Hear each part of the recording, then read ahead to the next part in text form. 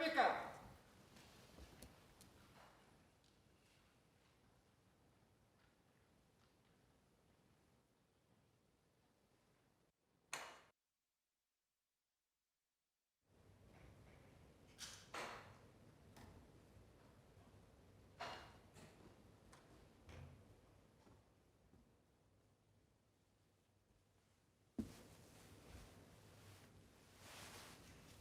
Order. Questions for oral answer. Mr. Leon Pereira.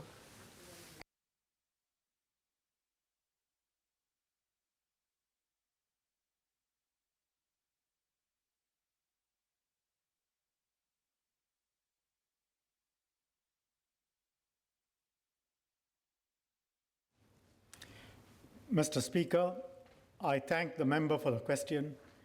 First, we need to be clear on what are the primary causes of the drug problem which lead to children being affected. The member's question focuses on measures to engage the children of drug abusing parents to prevent them from becoming drug offenders themselves. Looking at this narrowly from that perspective will not give an accurate picture. The primary issue is the trafficking and pushing of drugs in society. If we do not deal with those issues upstream before the harm is caused, then there will be serious consequences to the lives of people and lots of children. So we have to focus on deterring and disrupting the supply of drugs. If we don't do that properly, the children will suffer neglect at best from their families, and many will face the risk of getting into a life of crime and drugs. Downstream efforts to help the children will really be like fighting against the tide in such situations. We are very concerned about the children and the other people affected by drugs. That is why we take a tough approach on drugs. I will ask the member if he agrees with the tough approach we have taken on drugs, the approach to severely punish the traffickers and suppliers responsible for this problem. If we are concerned about children, then I assume the member will agree with us. Now, let me give an example. A 5-year-old boy, I don't want to name him, died after being scalded with hot water 2016. Every year I can name you a case of such a child. 5 years, 4 years old, parents affected by drugs. The court heard that his mother, who had thrown the hot water on him, told the IMH psychiatrist that she had abused meth for years and that she was probably suffering from withdrawal symptoms in the days before the boy's death because she was unable to buy drugs from her usual supplier. In such cases, I ask members, what could have been done to save the child? Which is really part of the question that the member is asking. What we have done is to save the lives of thousands of such children with our focus on preventing the widespread use of drugs through our very tough drug policies. Probably one of the only country, if not one of the few countries in the world that have dealt with this problem effectively. So that helps prevent such cases from happening in the first place. We have to identify the problem accurately if we want to find the right solutions. So I have tried to explain how we try and make sure we minimize the risks of the situations the member has been referring to from even arising in the first place. But despite all our efforts and despite our tough laws and stance, there will be persons who will continue to abuse drugs and place their families and children at risk. In those cases, how do we help the children? The government works closely with the community to help them. Newly admitted offenders are encouraged to participate in the Yellow Ribbon Community Project, YRCP. Under the YRCP, volunteers reach out to the families of inmates through home visits and link them up with various social support and community programs. They also identify vulnerable children of inmates who may require support in their education or who may require counseling and refer them to the relevant community programs. There are now more than 1,200 YRCP volunteers who have reached out to more than 15,000 families. This is real hard work on the ground. Not glamorous, but thousands of people going, spending thousands of hours helping. Prisons will also refer inmates and their family members who require assistance to the Family Resource Centers, FRCs. FRCs operate from the Prison Link Center in Changi. They render financial assistance, accommodation, and social assistance. Where necessary, FRCs will refer families to the Family Service Centers, FSCs, for further casework support within the community. FRCs have assisted close to 4,000 inmate families in the last 2 years. FSC social workers will try and review the family's risks and needs and coordinate intervention and support across different agencies.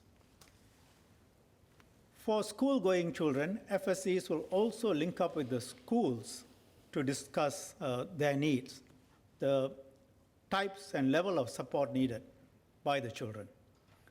Besides FSCs, we also have youth agencies which provide support services for children and young persons who have behaviors which put them at risk or who require constructive engagement. These include mentoring programs, interest-based activities, career coaching. Then there is the aspect of parent and child bonding. Prisons gets involved in that. It provides inmates with family-centered programs like the social skills and training program, family reintegration program, to equip them with communication skills to engage their children and loved ones more effectively. In the past 5 years, prisons has provided nearly 21,000 program places to inmates for this purpose.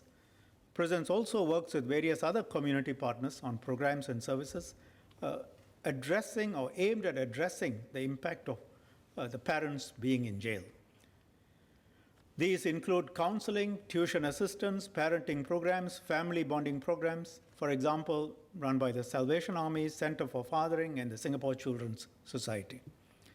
Over the last 2 years, 282 inmates and their families attended these programs. The member has also asked about how do we evaluate the effectiveness of these programs. I think the first question is, when I lay this out, I think members will agree that these have to be done. I cannot believe that any member here will say we should not do any of these or should be cutting back on these. Now, in terms of quantifying it, this is a very difficult area to study because there are too many factors that are outside of prison's control. Let me name some.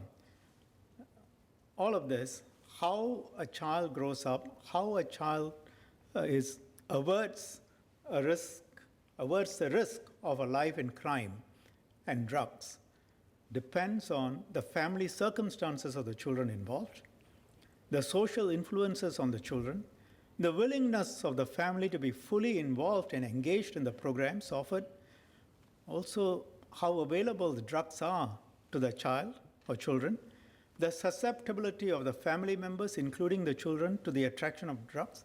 I can name many such factors. So it's not an area that you can easily quantify. So you have to make an assessment and go ahead and do it.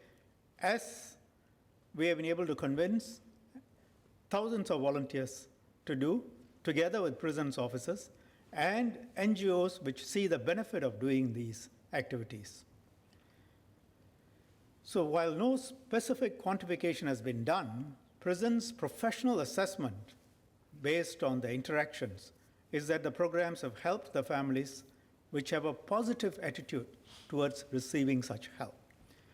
Prisons generally looks at how the effectiveness of its various programs can be assessed, and when they next assess their programs, I will ask them to consider again whether there are ways in which some kind of measurement can be done either now or in the future, because we are also talking about children growing up to be adults, so you're talking about 20 years or so. Thank you, Speaker. Mr. Pereira.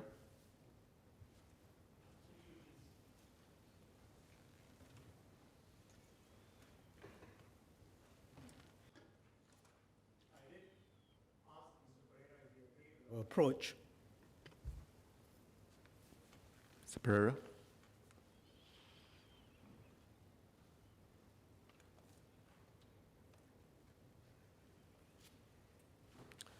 Thank you, Mr. Speaker. So I thank the Minister for his reply. I certainly do agree that, penalties have a critical role to play to control the supply and availability of drugs, as the Minister has explained, and rehabilitative approaches and preventive and early intervention programs, such as what the Minister has explained, also have a critical role to play as well.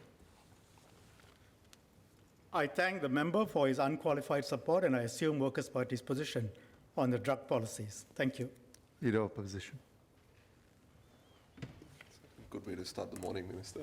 Yes. So I believe some years ago, Honourable Member Mr. Christopher D'Souza filed a motion on the drug issue, and I made a speech in that debate, and it was really about acknowledging that this is a serious issue, the drug problem, especially internationally, and certainly I would support a tough stance against drugs. Thank you. I thank the Leader of the Opposition. Thank you, sir.